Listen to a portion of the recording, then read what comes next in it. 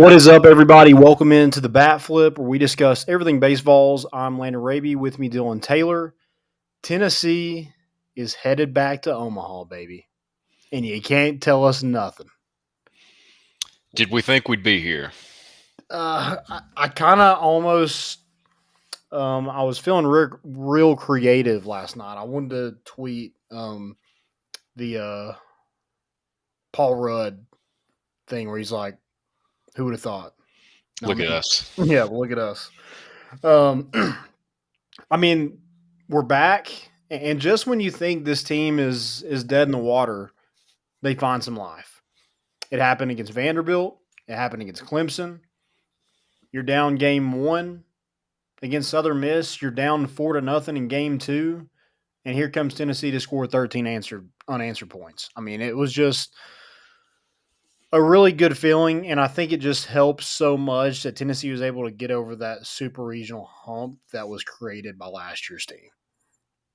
And no disrespect to last year's team, that team was phenomenal, but this team has had a lot of just unrealistic expectations because of what last year's team did. And a team that had lost 10 players, 10 really good players. We have one that's already made it to the major leagues. So that team was gross, and it's come together the second half of the season. So credit to Tony Vitello, credit to staff, credit to players. They figured it out along the way, and this team has a lot of fight in them. And now they're sitting here with one of the 8 teams left to win the whole dang thing. Yeah, I mean, the team last year, incredible season. We've talked about the benefits of it all year. We've talked about the drawbacks of it. I mean, the main drawback from last year is no matter how good the season was, like you fell short of the ultimate goal. Like it was great season, dominant season, turned heads all across the country, is ultimately going to be very positive for the program moving forward. Already is very positive. I mean, it's already, when you look at who we got through the transfer portal, how recruiting's going, just how the team and the program's viewed around the country now. But ultimately, they fell short. This squad, like you just opened with, can't tell them nothing. Yep. I mean, we'll get into it like at different points throughout the year. Like, did we think we would be here? Yes, at some points. No, at some points. But I mean, we've talked all year. You got to be playing your best baseball this time of year, and I don't.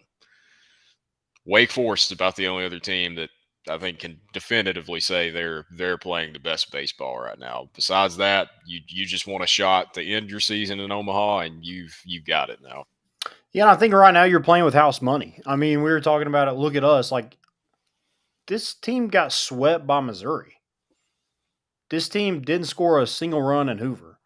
And here we are with a chance to win it. And, kind of like you were talking about, as good of a chance as pretty much everybody. With Tennessee's pitching the way that they're pitching and dominating right now, it's just it'd be hard for me to bet against Tennessee. Now, Paul Skeens, I know the funny thing going on is like, congrats, you're going to Omaha. Your reward is Paul Skeens and LSU. Yeah. Unfortunate, but you're going to have to beat those teams and win the whole thing anyway. Right. So now Tennessee didn't, and they kind of got shafted on the bracket that they're in. But you look at this entire NCAA tournament, Tennessee's been shafted and, found a way. And that's all you're asking for. It don't have to be pretty this deep into the season. You just got to find a way. So I'm excited for it. Again, it's kind of playing with house money. Like, I mean, great season. Chase Dolander was talking to us before the season, him and Christian Moore, and they were talking about Coach Q and how when he came back to the team, he was like, "Do y'all think y'all had a good season last year?" And everybody was like, "Yeah, I think so." He's like, "No." He's like, "Y'all didn't make it to Omaha." That's the new standard for Tennessee baseball is Omaha. Yep. And it hasn't been that way for a long time. And, going to Omaha twice in 3 years, I think there's only 2 other teams that have done that. I think Texas, Stanford, are the other two teams. Stanford's done it 3 times in a row, but in that stretch, only 2 other teams have been able to do that, and Tennessee's doing it. With the best conference in baseball. And when you think about it, like it sucks calling last season a failure, but I mean, yet he's absolutely right. Like this is your chance to prove you're the best team in the country, but also it's the best 8 teams still standing.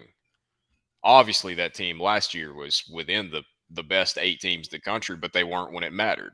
Mm-hmm. And at this point with this team this year, you've seen that they weren't when it mattered, but when it really came down to it and you had to have it, they were, and that makes them the better team. I mean, are they as talented? No.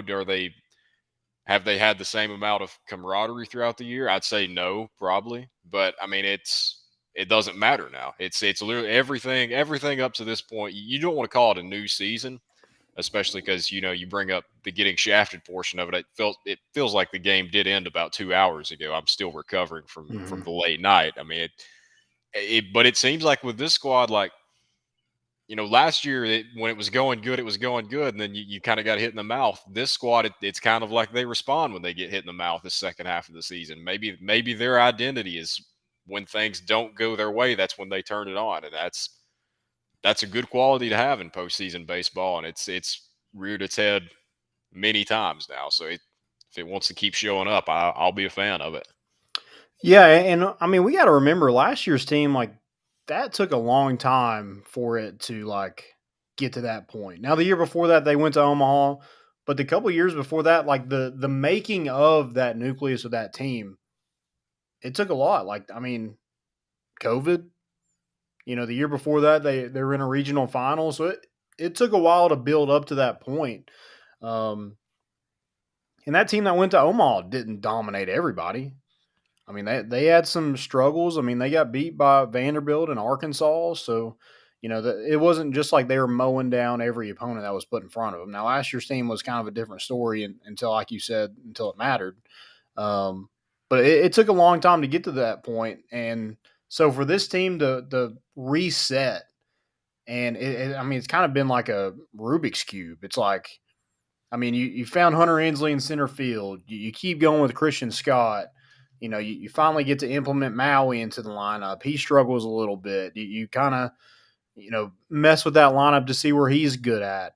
Jared Dickey was a catcher for a little bit. That didn't work. You wanted him in the outfield because he gives you better numbers.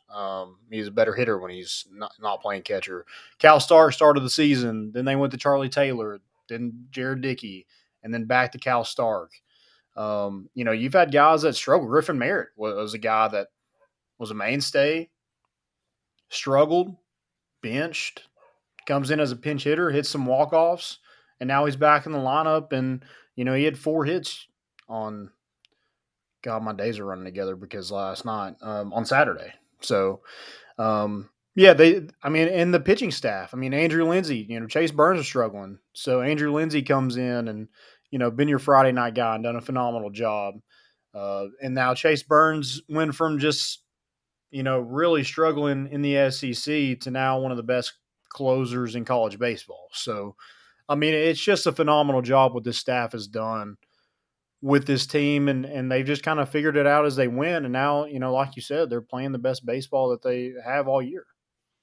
And all those reasons you just mentioned are reasons that I still really don't know what to make of this team. And at this point I don't think it's a bad thing. We kept saying all year, like, they'll figure it out and this will be the identity. This will be the identity. I still don't think we really have an identity. And it's odd to see a team play this well when you can't really point to. I think the single thing you can point to now is what I mentioned earlier. When they face a little adversity, it's like they turn it on then. And it's not like they have to fall behind to do it. It's just like they, maybe a crappy first inning, they turn it on the second. Like it ultimately that team 2 years ago, I think you could say you didn't expect to make it to. I mean, I know the players did. Like the coaches, they're always going to say that that's the expectation. But ultimately, that team you didn't think was going to make it until they did in the very end. Last year's team, you went the entire year knowing they were going to make it till they didn't in the very end. Yeah. This team, it's looked like both. I mean, it looked like they could win it all at certain points. It's looked like they may not even make the postseason at certain points. So Mm-hmm. it's I don't know what to make of them. I know when the pitching's on, it's up there with the best in the country. When the lineup's going, it's up there with the best in the country. When their star players are playing like star players, they're as good as anybody in the country, and they have the depth at every position. So it's it sounds like a bad thing to say I don't really know what to make of this team, but I don't think opponents really know what to make of this team. And I think not having that one thing that you can point to and be like, oh, well, that's our thing. Like you can't really shut a team down that doesn't have a specific thing. So Mm-hmm. that's I don't know. I mean, with just all the emotion that was built up in last season, I'd still say that's probably my favorite team I've ever watched. But this team is just I don't know. There's something about them that just every time they take the field, you wonder what's going to happen. And here lately, it's been a lot of good. So I don't know what to make of them, except right now they're playing very good baseball, and it's the time of the year you've got to, and they're doing it. So whatever they're Yeah, doing, keep it going. it's like peak Game of Thrones. Like you never know what you're going to get in that Yeah, episode. Yeah, I like that comparison. Yeah, you definitely don't know. Here's the one thing about this weekend: Tennessee had more depth pitching wise than Southern Miss did, and that was the difference in the. Now Tennessee got more timely hits when it mattered, absolutely, but the difference, the glaring difference in these two teams was pitching. Um, Andrew Lindsay gets out off to a tough start, but then from there, everybody was pretty much flawless. Camden Sewell came in, pitched well. Seth Halverson pitched well. Tennessee just couldn't get the bats together. In that game one, that was delayed for a really long time. And then in game two, Chase Dollander goes 8 strong. Chase Burns shuts it down. And then last night you go Drew Beam. I mean, all that man does is win ball games when Tennessee desperately needs it. And then you go Aaron Combs gets the one out, exactly what you needed, and Chase Burns shuts it down. So it just looked like the perfect recipe. And I don't know. I mean, maybe these players just make these coaches look phenomenal all the time. But I mean, that last night, everybody thought Burns was coming out first, and they go Aaron Combs, just get a strikeout of Etzel, and then bring in Burns to face Dickerson. I mean, it turned out to be the smartest move you could possibly make. yeah. To disrespect Dickerson. I mean, for a little tangent here. At the first two games, really, first game and a half, I was like, this Dickerson kid, like he's a ball player. I Mhm. loved watching him. Like he was killing us, and I was still like, I like watching him play. Like he's just a grinder. Then the talking started when you're striking out and you're walking back. Like, dude, don't Yeah. any of the talking on any of the hits before would have been perfectly fine. But when you do it when you strike out, like it's just a tough look. But I mean, yeah, I wondered how Drew Beam would perform. Well, I won't say I wondered how Drew Beam would. I wondered what the mindset would be because you didn't really know when you were going to play yesterday. We still haven't figured out why setting a start time is so difficult, and then subsequently why checking the weather is so difficult for the start time. But we could go on forever about that. But it was one of those positions where you want a veteran pitcher and you want a guy that's just like, I don't care what time the game is. Like, I'm going to go out and shove. And it just so happens it comes from a sophomore. Now, Mhm. it's a guy that has just as much playing time and experience as just about anybody on this team. And I think I said it about somebody last week or 2 weeks ago. Drew Beam didn't look like he broke a sweat. Like it looked literally too easy to him. He got in a couple pinches in a couple innings, but then it was just you see some guys tighten up when they get in those spots, and it's like he just was like, yeah, I'll let you get a couple runners on just to make Mhm. it a little, just to get his heart rate up a little bit, and Yeah. he still just if he would have shrugged every time he walked off the mound, it would have fit just because he looked like he had them figured out and he knew it. Yeah, it's funny. A story I'll never forget. I was talking to Drew Beam's dad right when they started SEC play last year, and got to meet him, and he was telling me that before the season, Frank Anderson just kind of observes them, observes. Oh, that was That's it. tough. Yeah, I Hey, mean, late still night. still Yeah, recovering. Yeah, yeah. had to get in the pool. My everything's just Shout out to off. Caleb, by the way. I mean, that good idea right there. You executed it good, but I mean, the man fully Oh, dude, fully laid out. in khaki pants too. I I mean, mean, it. there's nothing like it. I would have never. I wouldn't have thought that he wouldn't have done anything else besides Hmm. that, but just seeing it in live action too Yeah, is special. yeah. So Frank Anderson used to just observe the pitchers. Didn't really say much, and um, one day Drew was like, his dad was like, what has he told you? He's like, well, he did tell me that he came up to me, he's like, son, your curveball sucks. And it's hilarious because last night that curveball was disgusting. Oh man, it Nasty. was getting ripped down. Like it was Yeah, floating, and then just like gravity absolutely just reached up and grabbed it. 100%.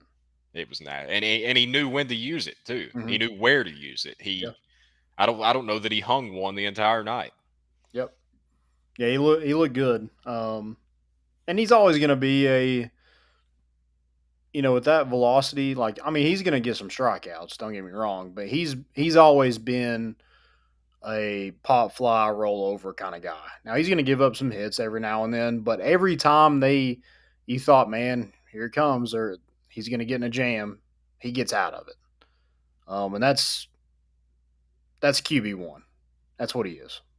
And in a way, I like his style even more because, especially in a closeout game like that, because strikeouts create desperation. Like if you're sending guys up and they're just K, like at a certain point, you're like somebody's got to do something here. With those guys that just get soft contact, the occasional strikeout, maybe they walk a guy, but then they get a double play right after that. That has a way of it's the sixth inning, and the other team's like, "Oh crap, it's the sixth inning. Like we Yeah, have to do something." Strikeouts, like like you're being beaten, and you've got to do something about it.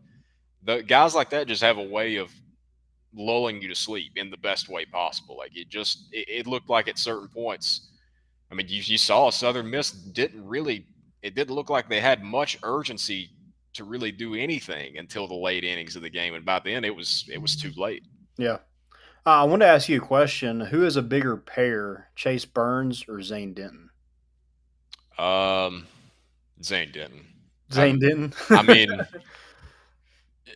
I mean, they both did it with natural ability, but Burns, I mean, I think their coach even said it like they just hadn't seen an animal like Chase Burns. Like Yeah, he knew he had a fastball.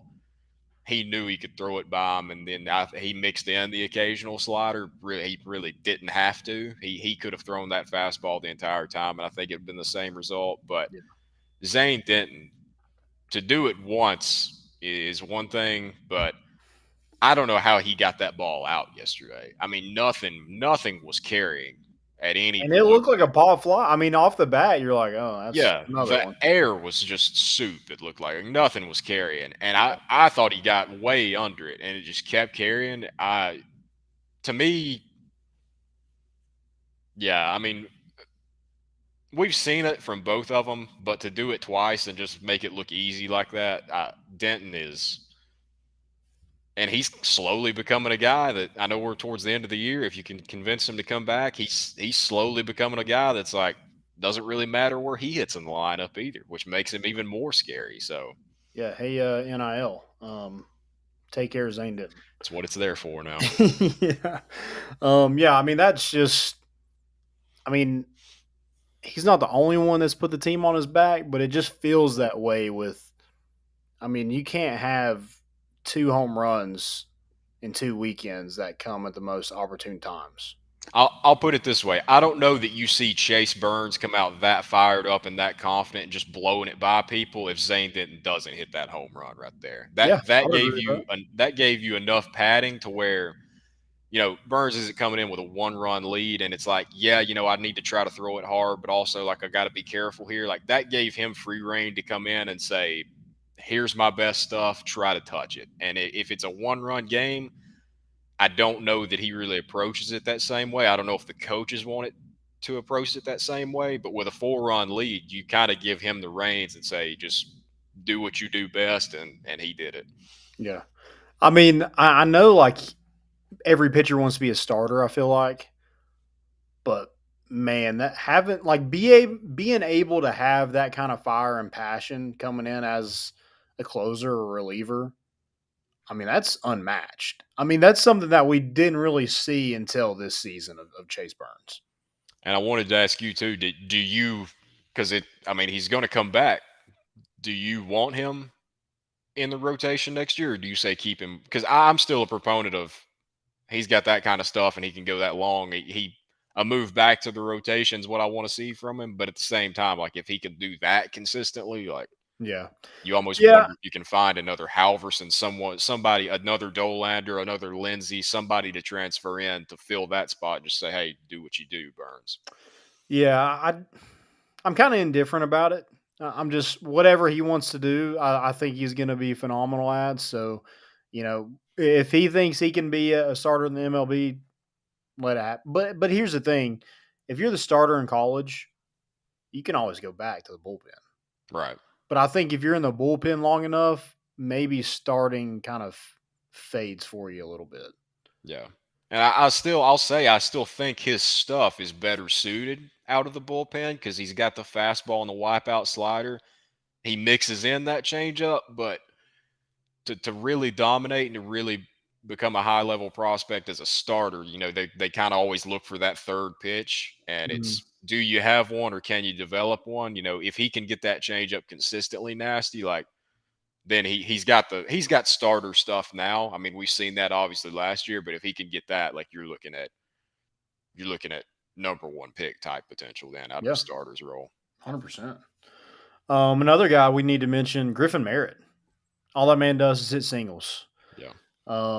He was 4 for 5 on Saturday in Game 2. Had an RBI, had another RBI last night, another single. He's just been Mr. Consistent, which is something he really wasn't all year long. And then when you finally get him back in the lineup, it just seems like he's going to give you he's going to get at least one hit. Um, and he has the power. I mean, he's Tennessee's leading home run hitter this season. He can hit it out at any moment. Um, but I think he just makes good contact right now. He's not just trying to kill the ball every time.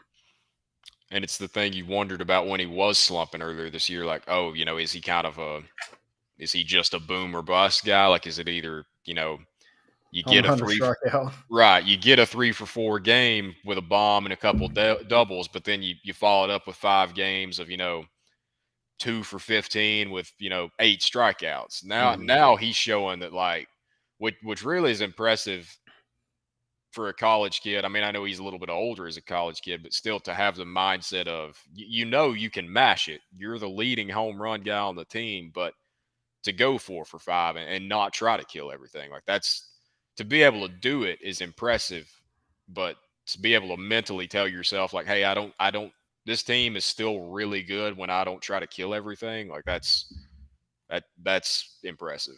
Yeah. Um, Anybody else you want to kind of talk about in terms of this weekend? I mean, I kind of had the revelation. I did have. I think I've known it for a little while now, but like we've known Stark is the best catcher option. But seeing a couple of his throws too, like we know our staff isn't the best at helping the catcher out when it comes to catching runners. Hmm. Cal's got a cannon back there. Like it's made me a little more convinced. Like I don't think all of the issues with, which we knew it wasn't all of the issues, but I'm wondering, where do you kind of find the 50-50 split of it's on the catcher, it's on the pitcher's not getting there quick enough? Cal's shown he's got a cannon back there. Like he's got a gun and he looks technically sound. He's had some good throws. So I it's kind of been the thing the past couple seasons, and it's still going to be there next season depending on what you do. But it's I think a lot of that can be attributed more to the pitchers now because we've if he just had a noodle arm, like that's one thing you can see that we saw with Evan at times. It wasn't the best throwdowns sometimes, wasn't terrible, but Cal's got a cannon back there. Like he's more than capable of holding his own, and he's shown it especially in the late part of this year. Yeah, and he just missed one last night. I thought he was Yeah, getting a hold of it, but Yeah, I mean he's been phenomenal this postseason of getting guys off the bases, and I think he's keeping guys home. Like Yep. Tennessee isn't getting stolen on it as often because now they have to worry about Cal Stark. Cal Stark is finally a threat. Um, and yeah, whatever has been happening, I don't know if it's just maybe he's got lighter gear or the pitchers are helping him out. Whatever's has been done. I mean, it's really helped And this baseball team.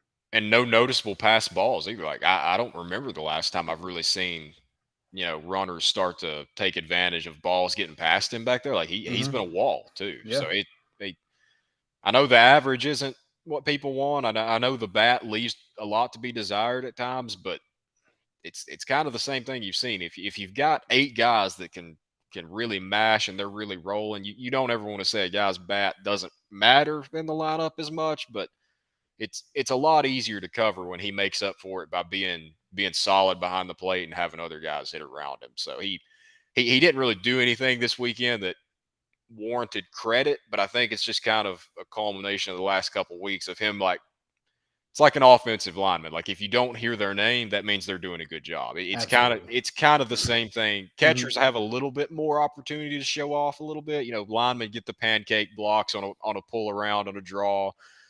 But catchers they get a little bit more of an opportunity to shine. But also if you don't know their name a lot of the times, that's probably a good sign. And his name because we're fans, but you haven't had any opposing fans be like, hey, pick on that kid. Yeah, yeah. I mean, and you're talking about Cal Stark, and just so many of these players face so much adversity this season.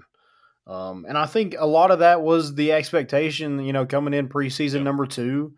Um, we're like, okay, cool. Like we're going to be really, really dang good. And I think on paper, it looked that way with the transfers and things like that. But, you had to fill some holes that, I think some people weren't ready to fill immediately.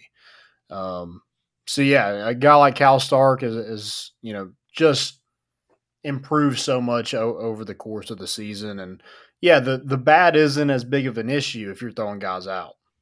Right. No Like one's no one's worried about the bat. I can speak from firsthand experience on that. Yeah, yeah. But Tennessee, again, adversity. They had every kind of opportunity to just like be done. Losing game Yep. one, the rain delays, the having to sit under the bleachers. I don't understand the Connell like having to pay money for Chick-fil-A. I don't know what that was about, but I mean, just everything that could have gone wrong, it seemed like was going wrong outside of the field of play. So, I mean, this team was kind of out of their element. They were, not in a routine. They should have been playing at home, number one. So, I mean, there was just a lot of stuff that kind of could have went the opposite direction. You had a guy, sprinkling holy water all over the field. We had another retirement party for their coach. So I mean, it was just a lot of stuff that set up nicely for Southern Miss, and it didn't seem to face Tennessee. And I think part of that is just because they have faced so much adversity over the course of the season where it didn't have to bother them. I mean, it took a literal act of God to win this series, and you did. Yeah. Like, and I mean, the, as a program as a whole, like it's clear this program just based off how the past couple of years, especially last year, went. Like, you are still the hunted when teams see Tennessee on the schedule. Like, it's like, oh, I'd say 95% of the teams in the country are like, oh, we want to take them out because it's clear we've kind of established being the big dogs the last couple of years. But the thing that I like so much about this team is, you wear the T right now, and it should make you the hunted. But here lately, this team's been playing like the hunters. Like they're playing like a little bit disrespected, which is Hmm. it's cool to see because it's cool to know like yes, they know they play for Tennessee, and I'm talking recently. Like there was times that it wasn't clear throughout the season, but now they know they play for Tennessee. They know the weight that carries. They know how teams are going to come after and try to attack them and get under their skin. But they're playing like the hunted now, or the hunters now, and that I think that's been a big reason why you're not seeing a lot of jawing. Like the jawing you are seeing is you know Dickerson yells at Dolander, and Dolander just points at the scoreboard like, "Hey, like if you want to talk, that's fine, but look at the score right now." And Mm-hmm. that's, I'm all for a little talk, but we're kind of in the role of we ain't got to talk. Like we're beating you right now. We're taking you out. So that's probably been my favorite part of just that whole mentality shift. Yeah, and I think it carried over from 2 years ago. That team was scrappy. Yeah, Everybody on it was scrappy, and I think it carried over a little bit, and it rubbed people the wrong way that they were that same kind of scrappy, but also were just beating your brains in. Where now it's like this team is scrapped, and they're not they're showing emotion, but it's not the same, and it's pissing people off that they're not getting much of a reaction out of Tennessee's players anymore. right, right. So yeah, Dickerson, I thought he had a great series, but it wasn't enough. Sorry about that. Hopefully your sister got more subscribers. Is that real? I mean, I haven't confirmed. I Okay, haven't okay. looked at No, it, I so just I I don't saw it. I know. saw it in passing, and I was like, big if true. Big if Yeah, true. yeah. There we go. Yeah, Yeah. I'm not clicking on that. I'm good. But yeah, Tennessee back in Omaha. LSU Saturday night. And I think this game is big because, I mean, it is Paul Skeens, it is Dylan Cruz. I mean, these teams have some recent history about them in the postseason. Um, so I think this is a big game for Tennessee. I mean, you want to win that first game for sure. And you're probably going against, I mean, the best pitcher in the country, probably the best hitter in the country. That lineup is just disgusting. So I mean, you just have a lot kind of there, but also you look back to when you played LSU in the season, you should have beat them. If you don't forget to field a ground ball or forget to, catch a infield fly or call somebody off. I mean, it's completely different. That series was so. I think that should be in the back of Tennessee's mind. Like, hey, we should have beat them. Let's go take care of business on Saturday. Screw Paul Skeens. I mean, we can hit him. You Yeah. hit Jack Caglione. I mean, you've hit Burns and Dolander and Beam in practice. I mean, he's got stuff, and he did a good job against you, and he's probably going to get his strikeouts. But I think you got to make him work the count a little bit, make him throw some pitches, and put the bat on the ball. You see a first pitch fastball, hammer it. I don't like taking a first pitch fastball right I down the don't either. middle. We do that way too much, and Yeah.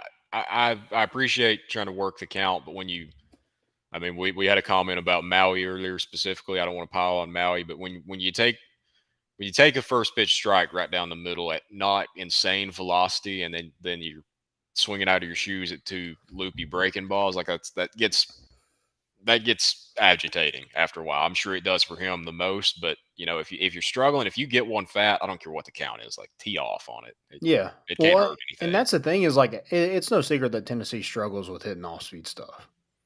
I mean, look at the Texas A&M game in Hoover. I mean that kid had no. He shouldn't have mowed Tennessee down the way that he did, but Tennessee couldn't touch it because all he threw was from the left hand side stuff that moved. Um, so I mean, if you struggle with something and you get the one thing that you're looking for in that at bat, hammer it. Yeah. I mean, Sis, Cal Stark last night, he watched two straight fastballs go right down the middle and didn't take his bat off his shoulder. I'm telling them sit fastball first pitch, and if it's fat, I don't care how hard or soft it is, just tee off on it because I'd rather pitch count's important, but I'd rather you have a hard fly out and maybe take the chance, maybe it gets in the gap, then watch that one and then try to hit two nasty breaking balls. Like I'll sacrifice the pitch count in that scenario. Yeah.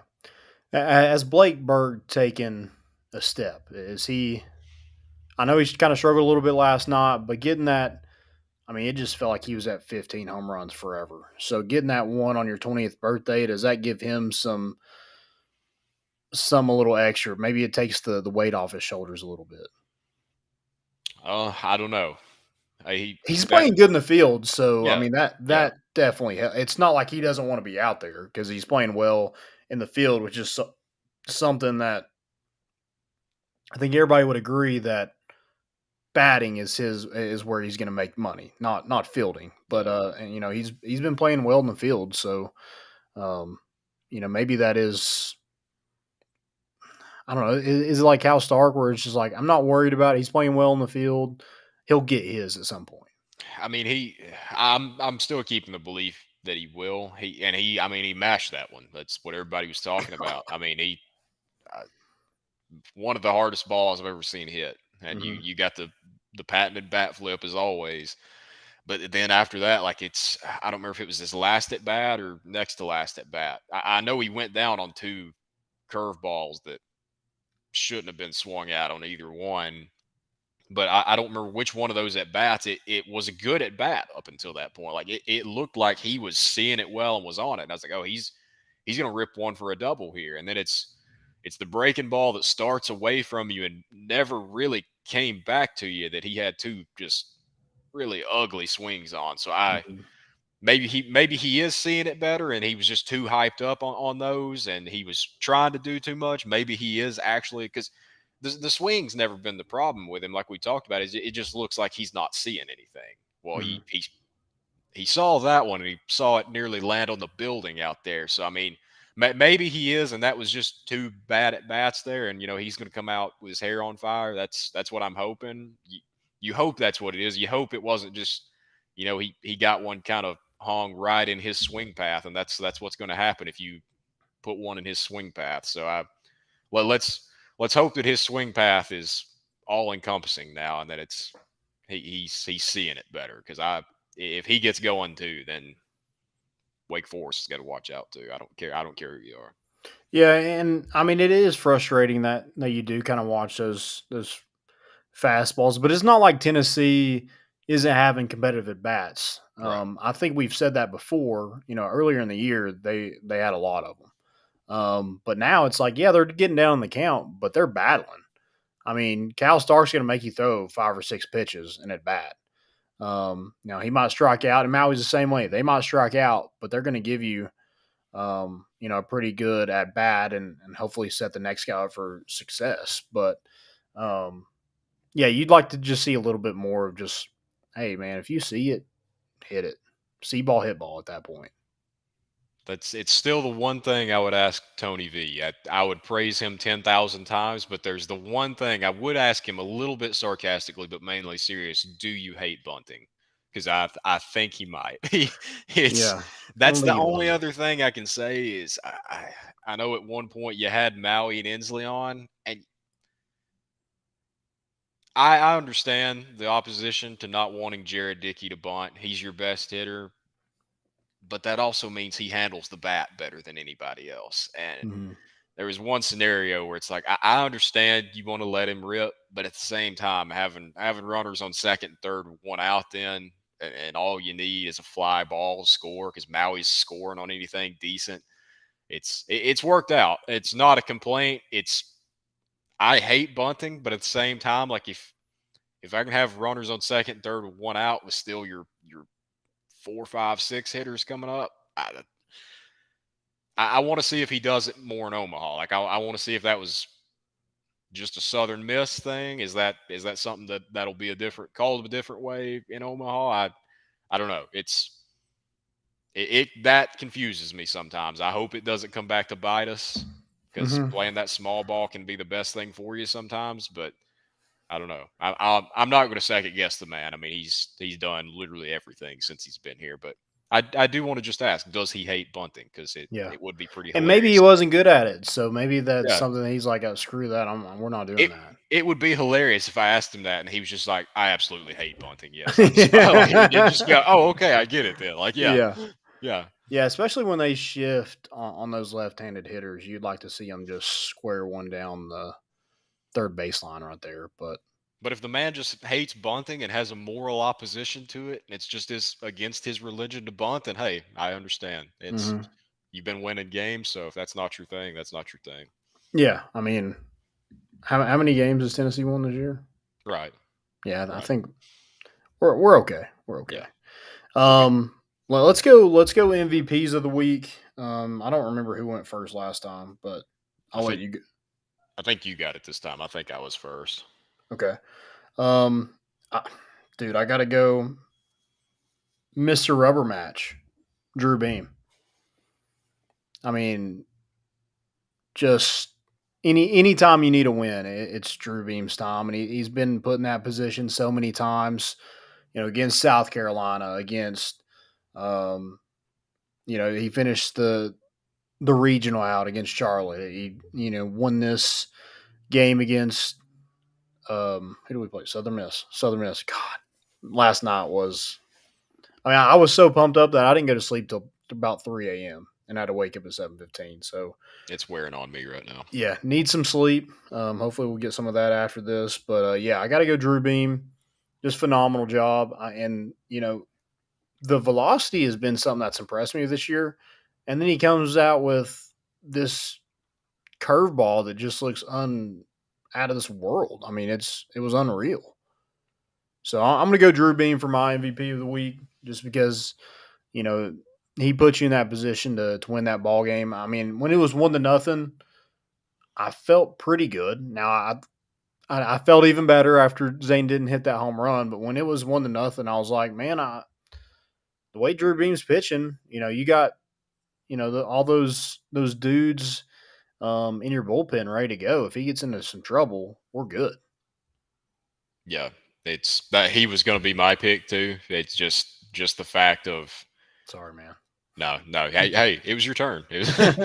It's just the fact of you had to have it and you got it from him. And just about every time I see him, I know Dolander's nasty.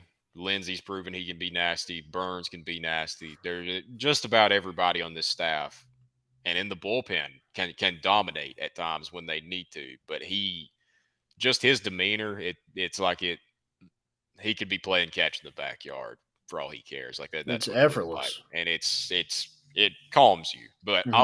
I'll go with the guy that made it more calming. I got to go Zane Denton, just because I mean, for the reason I said earlier, I don't think Burns comes out and dominates like that. He can do it on a one-run lead. That's not what I'm saying at all. But he looked like he had no pressure on him at all. He pitched like he had no pressure on him at all. It's all because of that home run. And I don't remember what inning it was. I meant to check. It was somewhere in the middle innings. He had the insane diving stop at third too. That Yep. if that one gets by, that's probably a double. Who knows what that inning turns into? He turns, stops, fires a bullet over to first too, and if you're doing it with the bat and the glove, you got to be my MVP too. And I don't know how he got that ball out of the stadium. Still, I don't know how he got enough power to get it out. I just don't. Yeah, that play he made at third base was phenomenal, and I think it was a 1-run game at that point with runners on, so it had to be done. Yeah, So yeah, that was big, and I mean, just those big moments, man. It just seems like Zane Denton, and like throughout the game, it's like he's not a guy that you're just like, oh, man, I really got to worry about him, but then you do. yeah. Like, I mean, he's dating Taylor Swift. I mean, somebody respect this man. And Landon, it just makes it so much better that he came from Alabama. Oh, dude. It just makes it so much better. It makes me want to puff a cigar right now. Maybe, who knows? Maybe he's just not a gambler. Maybe he just had to get out of that environment down in Tuscaloosa. That Yeah. was, you know, He, dollar he dollar bet on bills. himself. Yeah, yeah. Tennessee bet on him, and hey, Yeah. it's paying off. Yeah, for sure. All right. Well, this isn't going to be the last show. So that's big. Confirmed. Tennessee is going to Omaha, um, facing LSU. That'll be at 7 p.m. Eastern time against Paul Skeens, I'm sure. And Andrew Lindsay will probably get the ball because if it ain't broken, don't fix it.